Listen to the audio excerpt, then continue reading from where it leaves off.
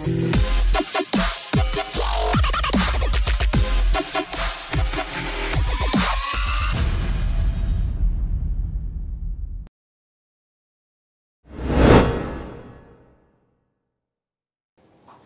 semua, selamat datang di episode Saku yang kedua bersama saya Saskia Dia Zahra atau yang kerap disapa Sasa. Di episode pertama Saku, kita sudah membahas apa itu Saku. Bagi yang belum tahu apa itu Saku, bisa dilihat di episode sebelumnya di channel YouTube SMAN 10 Yogyakarta. Di episode kedua kali ini, kita akan membahas tentang tata tertib sekolah. Tata tertib sekolah sudah menjadi bahan perbincangan murid pada umumnya, dan kita pun juga sering membicarakannya. Jadi kali ini kita akan membahas secara tuntas hal-hal dan permasalahan dalam tata tertib sekolah bersama Ibu Melina Mirasari, Sarjana Seni Magister Pendidikan, dan juga Ibu Dinari Katarina, Sarjana Sastra Magister Pendidikan, yang akan menjelaskan secara detail dan pastinya menyenangkan. Selamat menyaksikan. Baik, kita langsung masuk ke pertanyaan yang pertama untuk Bu Dinari. Bu Dinari, seragam merupakan salah satu unsur utama dalam tata tertib karena mencerminkan kedisiplinan siswa dalam bersekolah. Menurut Bu Dinari sendiri, bagaimana berseragam yang baik dan benar di SMA Negeri 10 Yogyakarta ini? Ya, terima kasih. Untuk penggunaan seragam tentunya sudah diatur dalam tata tertib peserta didik SMA Negeri 10 Yogyakarta. Kalau untuk biasanya anak-anak kelas 10 siswa baru, ketika masuk mereka langsung kita beri mengenai tata tertib peserta didik. Tentunya dari mulai penggunaan seragam, terus kemudian tata tertib yang lain sudah diatur dalam buku ini. Untuk penggunaan seragam, untuk seragam OSIS itu digunakan dari hari Senin sampai dengan hari Rabu dengan memakai badge lengkap. Kemudian ada OSIS, kemudian ada merah putih, kemudian ada sini pelajar Jogja. Kemudian untuk hari Kamisnya kita menggunakan seragam identitas, seragam batik. Kemudian hari Jumatnya menggunakan seragam pramuka. Kemudian tambah satu lagi untuk seragam untuk hari Kamis Pahing itu menggunakan seragam Gagrak Yogyakarta, itu dengan mengenakan, kalau putri itu mengenakan kebaya, bawahnya jarik dan selop. Untuk putra menggunakan blangkon, kemudian surjan, jarik, dan selop. Itu untuk seragam. Baik, berarti sudah jelas ya Ibu bahwa penggunaan seragam yang baik dan benar pemakaiannya sesuai dengan jadwal ya, ditentukan dengan atribut yang lengkap. Oleh karena itu, apa adakah sanksi atau peringatan tersendiri bagi siswa yang tidak beratribut lengkap? Tentunya bagi para siswa yang belum berseragam lengkap, tentunya anak-anak sudah tahu. Yang pertama tentunya kita ingatkan terlebih dahulu. Kemudian di sini sudah ada sanksinya. Kalian bisa lihat di tata tertib, di sini ada poin-poin yang mengatur tentang pelanggaran. Misalnya kalian tidak mengenakan badge, kemudian salah kostum, kemudian penggunaan sepatu juga merupakan bagian dari seragam. Tentunya di dalam tata sudah dijelaskan mengenai poinnya berapa saja.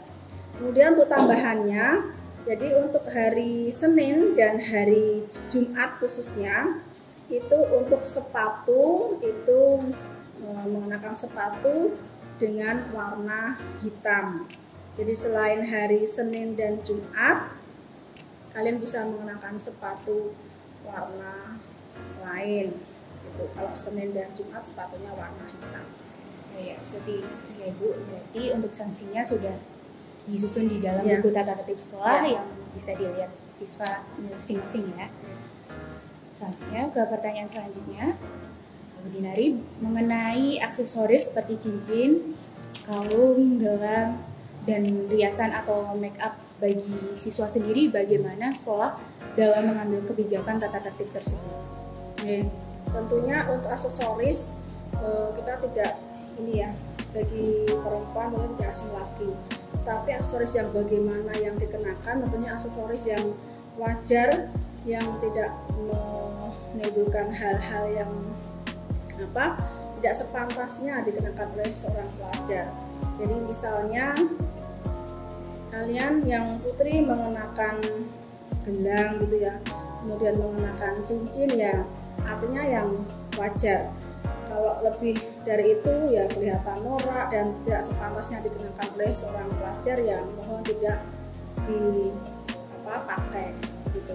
Kemudian untuk pelajar putra pun juga tidak diperkenankan untuk mereka itu memakai tindik, kemudian bertato, dan juga untuk putra juga tidak diperkenankan sama sekali menggunakan aksesoris yang tidak sepantasnya dikenakan oleh seorang pelajar putra. Berarti kalau misalnya ada nih siswa perempuan yang memakai makeup tipis-tipis pakai bedak gitu, boleh tidak ya? Boleh, karena memang itu hal itu kadang-kadang kalau penggunaannya secara wajar ya diperbolehkan. Yang tidak diperbolehkan itu menggunakan aksesoris atau make up yang kelihatan menor dan tidak pantas untuk dikenakan seorang pelajar. Ya. Baik, masuk ke pertanyaan selanjutnya mengenai transportasi nih Bu. Bagaimana kebijakan sekolah mengenai penggunaan kendaraan pribadi oleh murid kelas 10? Apakah ada larangannya? Jika ada, mengapa? Ya. Tentunya bagi pelajar khususnya kelas 10 itu kita memberikan aturan, karena aturan itu dibuat untuk ditaati, bukan untuk dilanggar ya. Jadi bagi pelajar yang belum mempunyai SIM, apalagi kelas 10 tentunya juga belum punya, itu tidak diperkenankan untuk membawa sepeda motor ke sekolah. Kemudian juga para siswa tidak diperbolehkan membawa mobil pribadi ke sekolah. Jadi aturannya sudah jelas bahwa kelas 10 tidak diperbolehkan membawa sepeda motor ke sekolah. Baik, berarti untuk kelas 10 belum diperbolehkan membawa kendaraan bermotor ke sekolah. Ya. Nah, jika ada yang siswa kelas 10 udah berusia 17 tahun Ibu, apakah diperbolehkan membawa motor ke sekolah? Ya, tentunya bagi siswa kelas 10 jika memang sudah berusia 17 tahun, tentunya dengan kebijakan sekolah, tentu sekolah akan berkoordinasi dengan orang tuanya terlebih dahulu, karena memang kelas 10 belum diperkenankan membawa sepeda motor. Jadi walaupun sudah berusia 17 tahun, kalau memang seperti itu ya nanti sekolah tentu akan bekerja sama dengan orang tua. Baik. Lanjut ke pertanyaan selanjutnya. Apakah pihak sekolah memperbolehkan bagi siswa-siswinya untuk membawa gadget ke sekolah? Dan masalah pada penggunaan gadget, apakah siswa diperbolehkan membuka gadget pada saat jam pelajaran sedang berlangsung? Ya. Tentu untuk penggunaan gadget ini, karena kita juga sekarang eranya era teknologi, jadi penggunaan gadget di kelas tentu harus dengan seizin guru yang mengajar di kelas tersebut. Jadi misalnya pada pelajaran tertentu kalian ingin mengeluarkan gadget kalian, tentunya harus ada izin dari guru mapel yang mengajar di kelas kalian. Baik ya, berarti diperbolehkan membuka gadget bagi penting-penting saja ya Ibu. Ya, tapi dengan izin dari guru. Ya, itu ya teman-teman, diperbolehkan membawa gadget tapi digunakan sesuai kebutuhan dan tidak dipergunakan di saat waktu pelajaran ya. Baik, masuk ke pertanyaan selanjutnya. Bagaimana tanggapan sekolah mengenai presensi setiap hari Senin sampai dengan Jumat melalui Google Classroom? Lalu apakah jika presensi melebihi jam yang sudah ditentukan akan tetap diterima atau tidak? Dan sanksi apa yang akan diberikan oleh sekolah jika ada peserta didik yang banyak tidak mengisi presensi? Yeah. Kebetulan karena kita kemarin itu masih PTM terbatas karena pandemi COVID-19, tentunya untuk kehadiran siswa kita pantau melalui BIPA presensi, yaitu dengan menggunakan Google Classroom di setiap kelas. Jadi mulai pagi itu kalian bisa absen dari mulai pukul 7 sampai dengan 7.30. Kemudian kalau siang itu mulai pukul 10.30 sampai dengan pukul 11. Nah, bagi kalian yang terlambat tentunya itu kan sudah ada waktunya. Jadi situ sudah ada waktunya untuk presensi. Jadi dimaksimalkan saja untuk presensi pada waktu yang telah ditentukan. Jika memang kalian terlambat hadir, tentunya di situ kan ada tulisan terlambat begitu. Nah, di situ yang namanya presensi atau kehadiran merupakan salah satu unsur penilaian. Jadi ketika kalian itu menerima hasil laporan belajar, di situ juga telah disebutkan selain nilai-nilai akademik kalian, tentunya raport itu juga menuliskan tentang kerajinan, kemudian perapian dan seterusnya, yang bisa untuk perapian sendiri dan tetap berpakaian dan seterusnya. Untuk presensi, untuk izin sakit dan alfa itu juga dimasukkan dalam poin laporan serta titik. Berarti ada poin tersendiri ya Ibu untuk siswa yang terlambat mengisi presensi. Ke pertanyaan terakhir untuk Bu Dinari, mengenai kesimpulan dari tata tertib sekolah yang sudah kita bahas sebelumnya, bagaimana tanggapan menurut Bu Dinari? Apakah sudah relevan dengan kondisi saat ini, ataukah masih perlu tambahan? Jika perlu tambahan, di bagian tata tertib yang mana ya? Tentunya tata tertib ini juga menyesuaikan dengan kondisi yang ada sekarang. Nah, karena situasi sekarang ini pada situasi pandemi COVID-19, dalam tatib itu nantinya akan kita tambahkan mengenai protokol kesehatan. Jadi mengenakan masker, kemudian menjaga jarak, ada himbauan tersebut yang nanti kita masukkan dalam tata tertib tentang protokol kesehatan. Yang dalam tatib sebelumnya memang belum kami masukkan, dan nanti untuk perbaikan untuk yang akan datang kita masukkan mengenai ketentuan mengenai protokol kesehatan. Itu disampaikan. Yang perlu ditambahkan di dalam tata tertib di era COVID sekarang adalah protokol kesehatan ya. Satu lagi mungkin ya, dalam tatib itu juga ada yang namanya pedoman etika tata krama di sekolah. Jadi mohon tatibnya bisa kalian buka, kalian baca kembali. Situ ada bagaimana tata tertib beretika, bertata krama di sekolah. Bila bertemu dengan guru, kemudian menghadap guru, kemudian bila ada guru yang lewat, kemudian bila berada di kelas, saat datang, saat di kelas, berada di ruangan tata usaha, ruang BK, ruang perpustakaan, ataupun ruang laboratorium.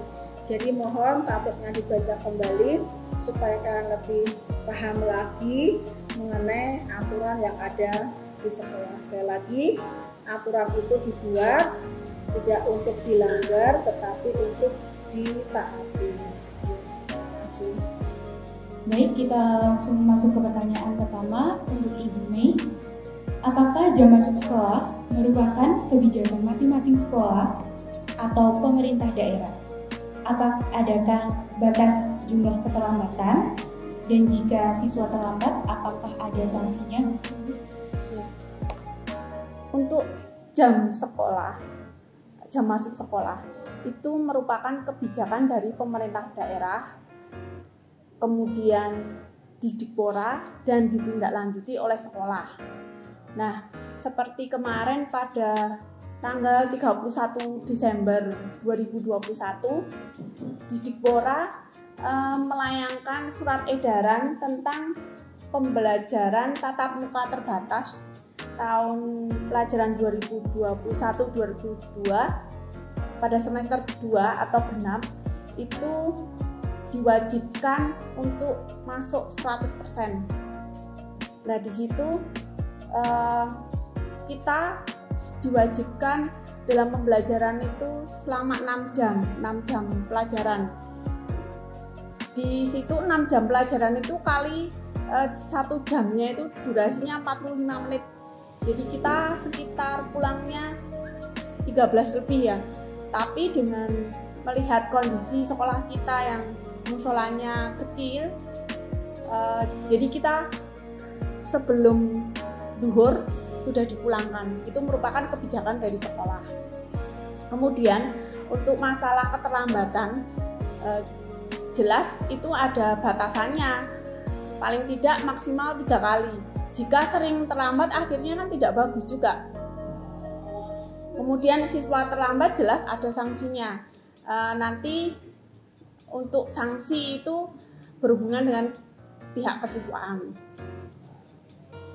Jadi jika siswa-siswi terlambat akan disanksi ya Bu, tapi jika siswa-siswi terus-menerus terlambat, apakah ada sanksi lain yang harus diterima siswa? Ya, ada. Menurut dibuka aja aturan di buku ini ya, aturan tata tertib gitu ya. Nah, di situ kan sudah ada. Jadi kalau sudah masuk di sekolah di SMA 10 ya harus menaati peraturan di SMA 10. Oh ya, seperti itu. Baik, kita lanjut masuk ke pertanyaan selanjutnya. Apakah sebenarnya ada aturan resmi dari pemerintah pusat mengenai rambut? Banyak murid berpendapat bahwa rambut tidak mengganggu kegiatan pembelajaran. Lalu, apa dasar aturan dari pemerintah untuk merapikan rambut? Sebetulnya tidak ada ya, tetapi aturan di sekolah dimanapun dari tingkat TK, SD, SMP maupun SMP, SMA hampir semua memberi aturan bahwa rambut tidak boleh panjang atau tidak melebihi dari kerah dan lain-lain ya. Kemudian itu kebijakan dan aturan dari sekolah masing-masing. Lah kita setiap sekolah kan punya aturan seperti tadi tata tertib itu ya. Nah, harus menaati peraturan tersebut. Jika ada sekolah lain yang memperbolehkan rambut panjang, itu harus diingat mereka itu input dan intelektualnya kan lebih tinggi, mereka inputnya udah bagus. Nah itu jangan melihat aturan dari sekolah lain, kita harus melihat aturan sendiri, sekolah sendiri. Baik, tetapi yang menjadi pertanyaan Ibu, katanya laki-laki nggak boleh punya rambut gondrong, itu karena bisa jadi membuat prestasinya menurun atau mengikuti pelajarannya akan terganggu. Mei sendiri setuju tidak dengan pertanyaan tersebut? Karena seperti yang kita ketahui, kalau murid laki-laki itu kan pasti suka ngeyel gitu buat potong rambut seperti itu Ibu. Itu statement dari mana? Dari laki-lakinya, dari laki-laki sendiri. Dari siswa atau dari siswa? Dari siswa. Nah, kita kembali misalnya di hadis ya, ada ini toh, di hadis itu disebutkan bahwa laki-laki tidak boleh menyerupai wanita. Nah, itu mungkin sebagai dasarnya. Jadi sekarang laki-laki rambutnya panjang mirip dengan wanita, apa bedanya? Nah, untuk apa tadi pernyataan yang tadi yang satunya tadi apa? Kan juga ngeyel, terus membuat prestasinya menurun. Membuat prestasi menurun. Itu sebetulnya rambut tidak berhubungan dengan prestasi menurun. Itu tidak ada hubungannya. Cuman jangan dibedakan, jangan disamakan antara aturan dan ini akibat dari rambut. Aturan sendiri kan tidak boleh tidak boleh anak laki-laki rambut panjang. Nah itu dibedakan, jangan disamakan. Seperti itu. Jadi sebagai siswa laki-laki tidak boleh berambut panjang ya. Ya, intinya aturan dari sekolah itu aja. Masuk ke pertanyaan selanjutnya. Dalam aturan resmi pemerintah pusat atau daerah, adakah aturan tentang siswa yang membawa kendaraan pribadi seperti motor atau mobil ke sekolah? Himbauan memang ada bahwa boleh membawa sepeda motor, tapi dengan catatan sudah mempunyai SIM. Makanya di sini kelas 10 tidak boleh membawa motor dan dianjurkan diantar oleh orang tuanya karena di kelas 10 itu umurnya belum ada 17 ya. Nah itu tidak boleh membawa motor. Kemudian untuk membawa kendaraan pribadi seperti mobil itu tidak boleh. Jelas di tingkat TK, SD, SMP, SMA kenapa memakai seragam itu kan supaya tidak ada kesenjangan antara dari orang tua yang latar belakangnya ekonominya rendah dan ekonomi tinggi. Jadi semua sama. Nanti kalau ada yang bawa mobil kan sama aja, apa gunanya memakai seragam. Nah, yaitu tadi dari penjelasan Bu Mei bahwa siswa kelas 10 belum diperbolehkan membawa kendaraan ke sekolah karena yang pertama belum memiliki surat izin mengemudi dan untuk keselamatan menghindari hal-hal yang tidak diinginkan. Oke, lanjut ke pertanyaan selanjutnya. Di masa pandemi seperti ini, siswa-siswi dituntut untuk semakin lekat dengan teknologi atau gadget dalam kegiatan pembelajaran. Oleh karena itu, bagaimana tanggapan dari sekolah mengenai kurikulum darurat dalam pandemi ini dan kaitannya terhadap penggunaan teknologi gadget yang masif? Jadi gini, dengan adanya pandemi ini, mau tidak mau, semua siswa dan guru harus melek teknologi. Itu nanti untuk mempersiapkan revolusi industri 4.0. Nah, itu semua harus berdasarkan teknologi. Makanya sekarang mau nggak mau kita harus mengikuti, harus pandai ya belajar. Semua kan bisa dipelajari. Itu aja. Oke, jadi boleh memakai gadget tapi setelah selesai juga dikurangi ya Bu. Jadi siswa tidak terlalu kecanduan gadget agar prestasinya tidak menurun. Ya, sebetulnya tinggal penggunanya saja. Sekarang dengan adanya gadget itu siswa kan malah jadi dalam berinovasi kan malah lebih tinggi dan kreatif ya. Karena dengan gadget itu bisa mencari info-info dan informasi tidak hanya dari guru tetapi dari dari Google atau dari dunia lain. Seperti itu. Baik, lanjut ke pertanyaan selanjutnya. Keadaan pandemi ini juga berpengaruh dari cara pengumpulan tugas yang beragam dan terkadang membuat siswa-siswi malas mengumpulkan tugas tepat waktu. Apakah ada peraturan resmi dari sekolah mengenai pengumpulan tugas? Dan jika mengumpulkan tugas terlambat, apakah ada sanksi resminya? Jelas ada. Sebulan sebelum pelaksanaan PAS atau PAT, sekolah itu selalu mengirimkan surat edaran tentang himbauan pengumpulan tugas. Nah, di situ sebulan sebelum PAS. Tetapi banyak siswa yang sampai sekarang pun masih belum mengumpulkan dan akhirnya mendapatkan nilai kosong atau di bawah KKM. Nah, dengan nilai kosong atau di bawah KKM otomatis kalau lebih dari 3 mata pelajaran ya tidak naik. Kalau tidak naik atau ya silakan mengundurkan diri dari SMA 10 itu aja. Jadi penting untuk teman-teman sekalian untuk mengumpulkan tugas tepat waktu ya. Karena jangan malas, nanti takutnya malah dapat nilai yang jelek ya Ibu, ya tidak naik kelas. Jadi gini, nilai itu diperoleh tidak hanya PAS, PAT atau PTS, tetapi nilai harian dan kehadiran juga. Jika tidak ada nilai harian, tiba-tiba ikut PTS dan PAS, mau dapat nilai dari mana? Bapak Ibu guru nggak bisa menilai langsung dari PAS gitu.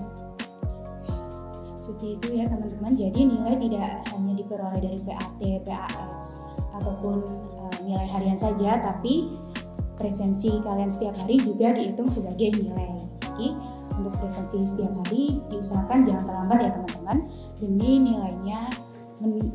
mencapai nilai yang bagus itu. Jadi teman-teman, kesimpulan yang dapat diambil dari episode kedua Sabtu kali ini adalah pembinaan tata tertib sekolah merupakan salah satu cara dalam rangka pembinaan generasi muda dan pembentukan siswa-siswi yang terdidik dan disiplin. Kurangnya dukungan dari siswa akan mengakibatkan kurang berartinya tata tertib yang telah ditentukan di sekolah. Maka dari itu, tegaknya kedisiplinan dan tata tertib pada siswa ditentukan oleh bantuan serta dukungan dari orang tua dan lingkungan sekitar. Setiap siswa-siswi sekolah merupakan generasi penerus bangsa. Oleh sebab itu, siswa-siswi yang baik dan taat akan peraturan sekolah pasti akan membawa negeri ini menjadi lebih baik ke depannya. Semoga informasi yang kita dapat bisa bermanfaat dan menjawab pertanyaan teman-teman semua. Saya, selaku moderator, berterima kasih kepada Bapak Ibu guru yang telah meluangkan waktunya untuk menjadi moderator Saku kali ini. Saya mohon maaf apabila ada kesalahan kata, baik disengaja atau tidak.